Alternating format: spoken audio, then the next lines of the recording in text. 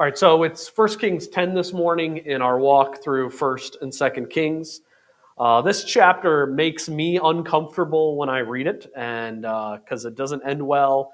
And I think this is the launching pad to Solomon's idolatry and sexual sins in First Kings 11. So things will become even worse then. So yeah, not a overly huge fan of walking through this passage. The background of First Kings 10 to understand the significance of it is found in the book of Deuteronomy. So in Deuteronomy, speaking about a law that is specifically for future kings of Israel, it says, Moses wrote the following: "But he," that's the king, "shall not multiply horses for himself, nor cause the people to return to Egypt to multiply horses. For the Lord has said to you, you shall not return that way again.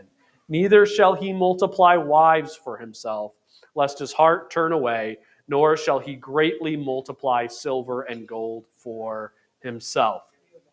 So in my opinion, the way that the editor or author of Kings puts the information together here, I believe that he is casting judgment upon Solomon for Solomon using his riches for his own personal enrichment and not for the benefit of the nation. And the sinful enrichment that Solomon has in 1 Kings 10 leads to the idolatry in 1 Kings chapter 11. So this chapter is all about Solomon's trade and relationships with other countries. And I believe his interaction with the Queen of Sheba should be seen under this idea of trade that he's establishing with East Africa. And one thing I want to point out before we walk through this is to remember that 1 Kings 9, 10, and 11, these three chapters should not be seen as taking place in chronological sequence. As in, you have the events in chapter 9, then the events in chapter 10, then the events in chapter 11, as if Solomon spent 20 years building the temple and palace, and then he built his storage cities, and then after that, the Queen of Sheba arrived, and then after that, his heart went astray to foreign gods. Instead, what we have in these three chapters should be seen as taking actions and events in Solomon's reign and ordering them by subject instead of by chronological order. So chapter 9 covers the building programs throughout all of Solomon's reign. And then chapter 10 covers the trade practices throughout all of Solomon's reign. And then chapter 11 covers Solomon's relationship with his foreign wives, which obviously took place throughout his entire reign. I say this, I want to point this out here because in chapter 9, we read that Solomon ended things on bad terms with Hiram, king of Tyre. But then in chapter 10, we have Solomon and King Hiram then working together in trade. And so it could be a little confusing, like why were they on bad terms in chapter 9, but then they're working together in chapter 10? Well, that's because it wasn't written in chronological order, but it is grouped by subject. And so in chapter 10, what we're looking at is the trade practices of Solomon and how Solomon enriched himself and the nation of Israel. So let's begin by looking at the events surrounding the Queen of Sheba in 1 Kings 10. Now, when the Queen of Sheba heard of the fame of Solomon concerning the name of the Lord, she came to test him with hard questions. She came to Jerusalem with a very great retinue, with camels that bore spices, very much gold, and precious stones. And when she came to Solomon, she spoke to him about all that was in her heart. So Solomon answered all her questions. There was nothing so difficult for the king that he could not explain it to her. And when the Queen of Sheba had seen all the wisdom of Solomon, the house that he had built, the food on his table, the seating of his servants, the service of his waiters and their apparel, his cupbearers, and his entranceway by which he went up to the house of the Lord, there was no more spirit in her, or no more breath. It took her breath away. Then she said to the king, "It was a true report that I heard in my own land about your words and your wisdom. However, I did not believe the words until I came and saw it with my own eyes, and indeed, the half was not told me. Your wisdom and prosperity far exceed the fame of which I have heard. Happy are your men and happy are your servants who continually stand before you and hear your wisdom. Blessed be the Lord your God who delighted in you setting you on the throne of Israel. Because the Lord has loved Israel forever.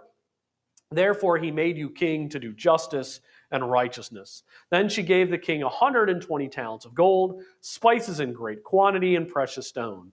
There never came again such abundance of spices as the Queen of Sheba gave to King Solomon. So, just like in chapter 9, when chapter 9 began with Solomon praying and conversing with the Lord, there's also a really strong contrast here in chapter 10. Chapter 10 begins very positive in verses 1 through 10 with the Queen of Sheba coming. Solomon is able to have an audience where he invites the Queen of Sheba to the land of Israel. She comes to Jerusalem on account of hearing rumors of the great wealth and wisdom of this king over the Israelites. And when she arrives, she says that the wisdom and the knowledge of Solomon had surpassed what she had heard in her own land. And this awe over Solomon's wealth and his wisdom and his standing causes this foreign queen to declare in verse 9, "Blessed be the Lord your God." And she declares the Lord's love for Israel. She declares justice and righteousness that the Lord has given to Israel through the means of Solomon as king. And we need to understand that this is a very theologically significant moment in the history of Israel. This is the one moment, and I believe this is one of very, very few moments in the Old Testament where Israel is doing the very purpose for which God set Israel aside. Israel was here for the purpose to draw the nations into the blessings of the Lord. We need to remember at the very outset, when God blessed Abraham, how did God end the blessing that he made to Abraham? It was, "I will bless those who bless you." So the purpose of God calling aside Abraham and then Abraham's descendants was so that God's blessing would come through Israel and to the nations of the world. So Israel at this time period in history basically had two roles. Their first role, and I think this is the primary role, is that they were the people through which the Messiah would come. You could say the ultimate fulfillment of the covenant that was made with David. They were that line of people that would bring the Son of David and the Son of God into this world. The second purpose of Israel, though, was to be a city set on the hill. Israel was to be the nation that would draw all other nations to faith in God. And Solomon here, in one sort of brief narrative, is fulfilling that purpose.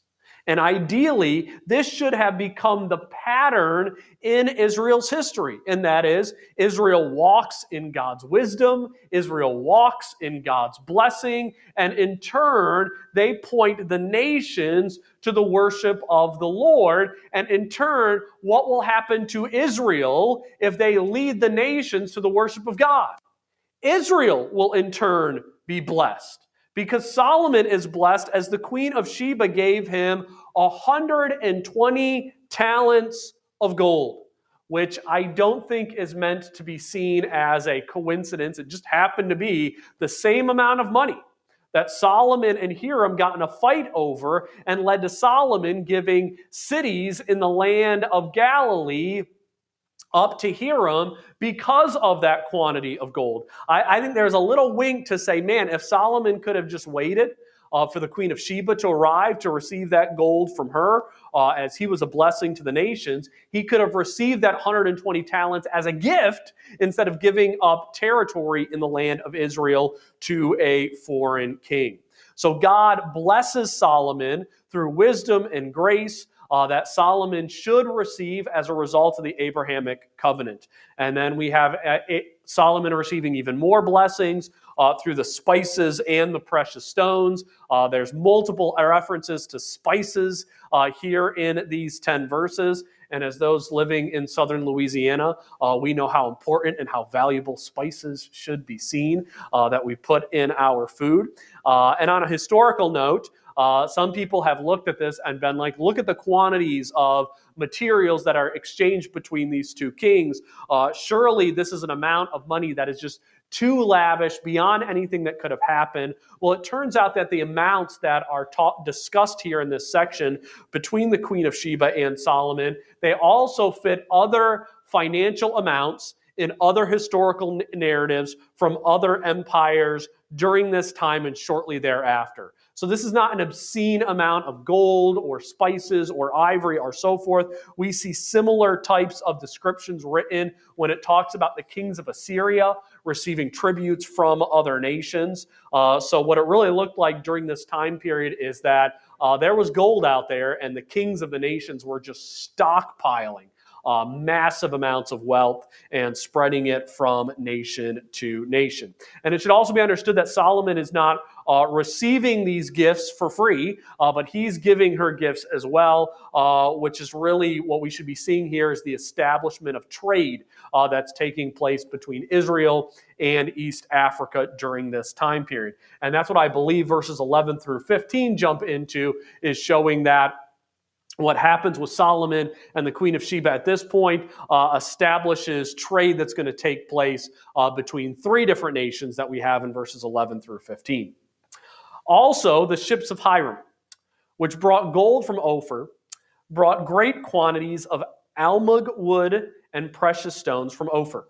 And the king made steps of the almug wood for the house of the Lord and for the king's house. Also harps and stringed instruments for singers. There never came again such almug wood, nor has it been seen to this day. King Solomon gave the Queen of Sheba all she desired, whatever she asked, beside what Solomon had given her, according to the royal generosity. So she turned and went to her own country, she and her servants. The weight of gold that came to Solomon yearly was 666 talents of gold. Besides that, from the traveling merchants, from the income of traders, and from all the kings of Arabia, and from the governors of the country. So I think the only way to logically divide up this chapter is to see the meeting with the Queen of Sheba actually taking place in verses 1 through 10. And then what you have in verses 11 through 15 is writing about the trade that happened as a result of that initial meeting. So what we read here is that the Queen of Sheba ends up being a key player in all of the trade that's going to take place with Hiram and Solomon, who have already been discussed in chapter 9. So the two most important individuals that lead to the enrichment of the nation of Israel during the reign of Solomon were Hiram of Tyre and the Queen of Sheba. So verse 13, when it's writing on Solomon giving the Queen of Sheba whatever she wanted, after she gave Solomon gold and animals, this is showing that Solomon and Sheba, they are establishing trade between their two nations. But there's a key reason to bring up Hiram in connection with all of this trade, and why this connection led to the enrichment of Solomon so much during this time period. And a lot of this is based on geography. So you can see in the map, I don't know if you can read all the cities. I know it's kind of small to see there. But this is kind of the largest image I could get of a map that showed all of Solomon's reign. So the area in pink is the area that Solomon is controlling. He may not be ruling over all of the areas to the north directly, but those nations are sending tribute to Solomon. They're part of what is enriching Solomon. So that's all the areas that he is directly controlling. Now, if we zoom in a little bit, you can see at the top of your screen to the west of the pink area of Solomon, there's this little sliver that's not in pink. And the city of Tyre is marked there. So that's where Tyre is located. It's located to the northwest of the land of Israel.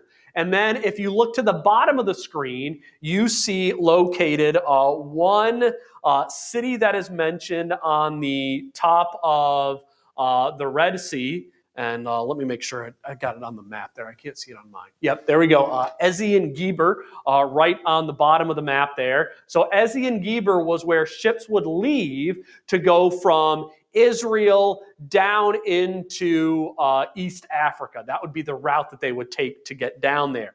And so if Tyre, wanted to trade with East Africa, where did Tyre have to go through in order to get to East Africa?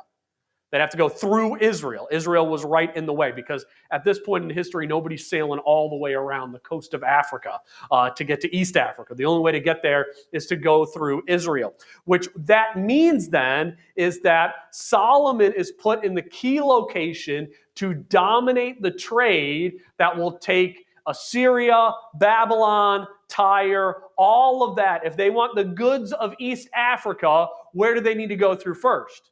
They need to go to Israel.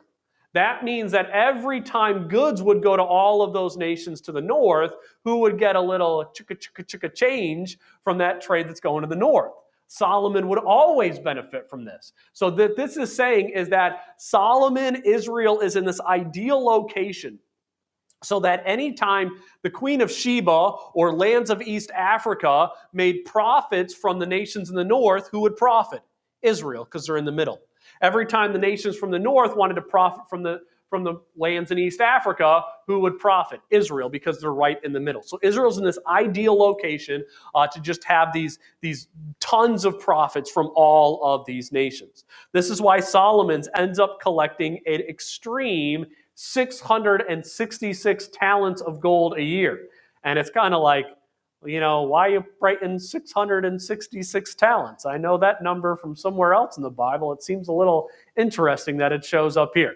I don't know how much we can read into that other than they were getting an insane amount of gold each year. And those revenues of that amount of gold coming in each year aligns with what the Assyrian Empire will end up having in just a couple of generations through their empire.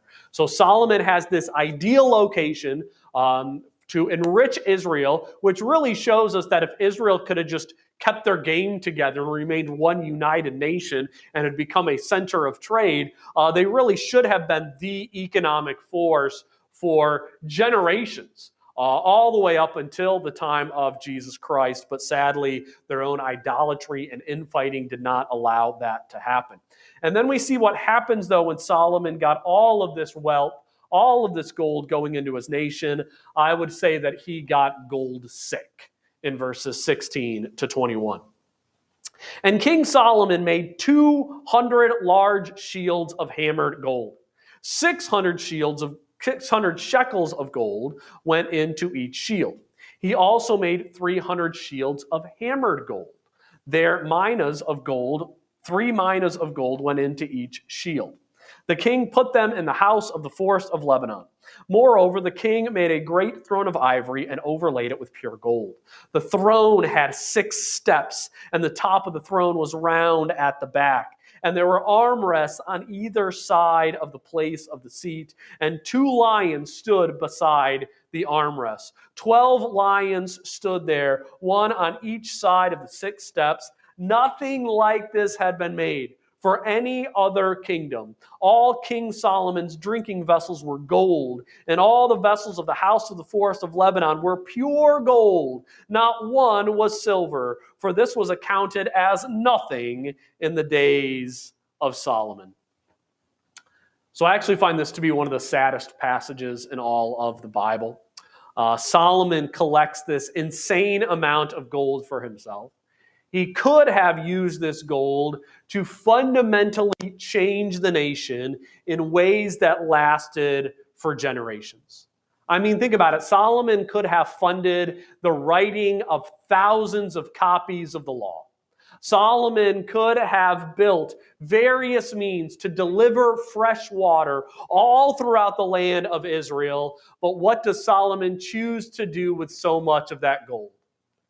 Let's build gold shields, everybody, and let's just display them on the wall. Because no one could ever take a gold shield out into battle. Like, that would be insanely ridiculous. One, they'd be super heavy, so you couldn't really carry them around. And 2, gold is also kind of fragile. So if somebody would have hit it with a sword, like, it just, it would have fallen apart and, smushed in that. So these gold shields are worthless. The only reason that you would have gold shields to display is to say, look at all of my stuff. Isn't my stuff wonderful and grand? And that's what he did with that gold. He's just simply displaying it. And I feel like when it's like he made all of these gold shields, all of these large shields, excuse me, and then he made the 300 little shields. It's almost like Solomon's like, I made all these big shields, but man, I got all this gold left over. What am I going to do with it? Oh, now I'll make little shields to display because he's just got so much wealth.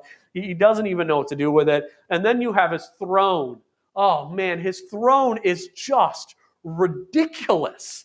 Gold overlaid with ivory. He's got gold lions, statues on the steps on either side of it. This is just such lavish luxury, so unnecessary. We've actually discovered the golden throne, and I should have put an image of it on the screen, a golden throne that the king of Egypt had, that Pharaoh had, that dates to the time period of Solomon.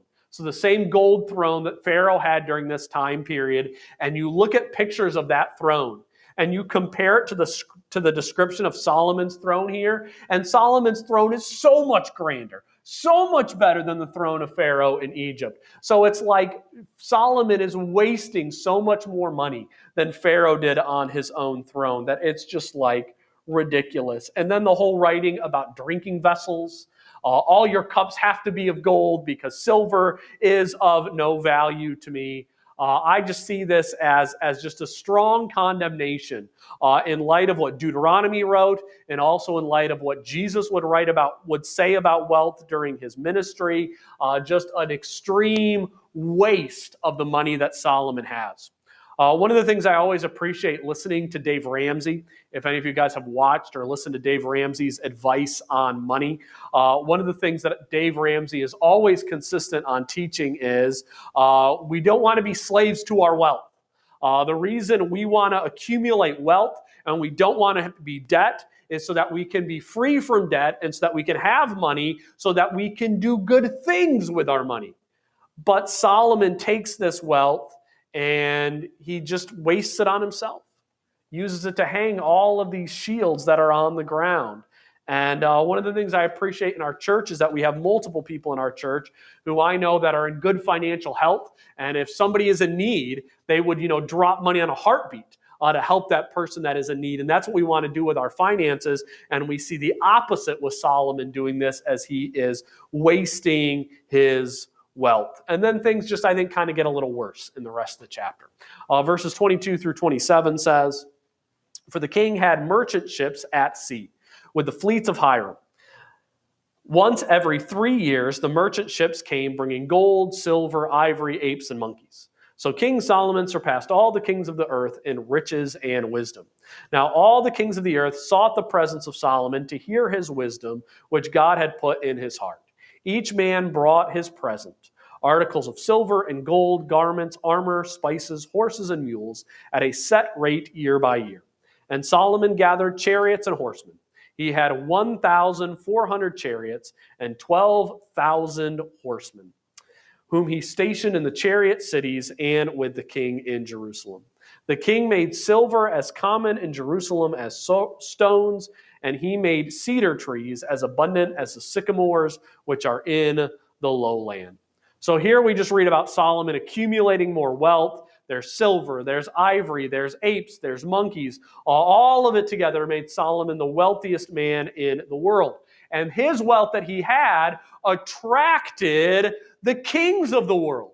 And that should have been a good thing, because Solomon should have led those kings of the world to then see the blessing and the greatness of his Lord. Solomon should have been an evangelistic force. When I read this, I just imagine what it would be like if Elon Musk believed in the gospel. I just could not imagine the platform that Elon Musk would have to tell people about the gospel of Jesus Christ. And Solomon, even more so, had this platform to tell people about God. But it appears in these verses that when the king came to Solomon, all Solomon used that was as an opportunity to enrich himself even more. So I view verse 24 as kind of tragic in light of the beginning of the chapter. It was God who gave Solomon wisdom to become the most richest and powerful force on earth, and Solomon used that wisdom and that knowledge to enrich himself instead of pointing the kings of the world to the Lord. And then the failure of Solomon is really highlighted in verse 26, as he gathers chariots and horsemen. And what did the one thing Deuteronomy 17 say that the kings of Israel were not to do? They were not to accumulate horses and chariots. So this is not an amoral accumulation of wealth. This is a sinful boasting by Solomon in his standing, and this is Solomon rejecting the protection of the Lord over his nation. So we need to always remember that there is nothing sinful about being wealthy. In the same way, there's nothing sinful about being poor. You can walk in grace and truth while having abundant riches. You can also be poor and have no money and also walk in grace and truth. The question always is, what are you doing with the resources that God has given you? Are you using them to love God and love others? And Solomon was giving this great opportunity to serve God, but he instead squandered his blessings and his riches to please himself. And verse 27, reading that silver and cedar are common in Jerusalem, that should not be seen as Solomon enriching the entire nation, but this should also be a thing as Solomon just simply enriching himself. One thing to remember at this time period, the capital city of Jerusalem was tiny. The capital city of Jerusalem was very small at this period of time. I remember when I went and visited Jerusalem myself several years ago with Jews for Jesus. One of the things that surprised me was just how small Jerusalem was. And so if Solomon is just in his capital city making silver like stones and cedar like sycamore, it's saying that all the wealth is just simply going to Jerusalem. And I think we've had similar complaints in America as well. Like, what do we complain about often in America? All of the wealth is just going to Washington, D.C. It's just benefiting the people at the Capitol, and that is it. I think USAID is a good illustration of this. Because I think if you look at some of the things that USAID was doing, some of it was good that was being accomplished. I think one of the examples I had in my own life, Aniset, who I do work with in Burundi, Aniset received his salary each year because he was doing work through USAID for Burundi. He was doing charity work, taking government funds and allowing it to get distributed into their country. Well, when all the cuts were made through USAID, Aniset got laid off. He didn't have a job anymore because of all those cuts. But you also look at all the cuts that went to USAID, and you're like, yeah, those cuts got to be made because it was such a corrupt program that was just enriching so many people in America. And so it was the corruption bringing that income into Washington that forced things that were happening good in other places of the world to stop because of the bad that was happening in the capital. And I think the same thing that was happening here during Solomon's reign is that he's bringing in all that wealth. And really, in the end, while there's some good that is somewhat small way going out to the larger nation of Israel, for the most part, Solomon is just simply hoarding it for himself. And not only does Solomon end up hoarding it for himself, he takes his own sin and then he spreads it out into other nations. And we see this with Solomon becoming an arms dealer in verses 28 and 29. Also, Solomon had horses imported from Egypt and Keveh. The king's merchants bought them in Keveh at the current price. Now, a chariot that was imported from Egypt cost 600 shekels of silver, and a horse 150. And thus, through their agents, they exported them to all the kings of the Hittites and the kings of Syria. So Solomon ends up becoming an ancient arms dealer. Not only is he building up a massive chariots for himself, but he's also selling chariots to other people. And I just see this a belittling of the position of son of David and king of Israel. To me, this is almost like Solomon turning himself and his agents into ancient car dealers. Like, I could just see him taking these chariots up to the northern kingdoms and being like, you should see how these chariots move, like turn on a dime. You should see what they can do in the chariot races. They'll win you the race every time. These are the finest chariots in the world, going at only 600 shekels, but for you, we'll sell them for 545 shekels. And, trying to sell these all around the world and enriching themselves through this. I think there's a little sliminess and disobedience for this. And Solomon, instead of trying to draw the nations to the Lord, he ends up just simply using all of this to make himself richer and fatter. So we have this really wonderful beginning to chapter 10, showing us here's what should happen because of Solomon's wealth. He should lead the nations to say, blessed be the name of the Lord. Blessed be the righteousness and justice that God brings to the world. To the end of the chapter being like, yeah, Solomon got really rich because he sold chariots to other nations, which is just like the lowest that it could be according to Deuteronomy. And I think when you follow this up on 1 Kings chapter 11, you really see the negative light that's supposed to be, because Solomon, as he's doing all of this enriching of himself, what he's going to be doing when his religious practices is also worshiping false gods. So, not my favorite chapter in the Bible. The next chapter is even worse. So not really looking forward to my study this week. But this is where we went with Solomon. And if we are ever tempted to just look down on Solomon and to think this will not be the same for us, I think we're all tempted to fall into the same patterns of dreaming about wealth, coveting about things,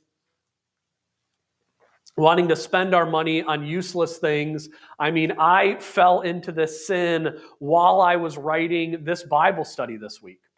Because earlier this week, someone posted on Facebook this thing, just asked a question: what was your favorite arcade game from the 80s or 90s? And so I saw this little thing and I was thinking, I wonder what my favorite arcade game was from the 80s or 90s.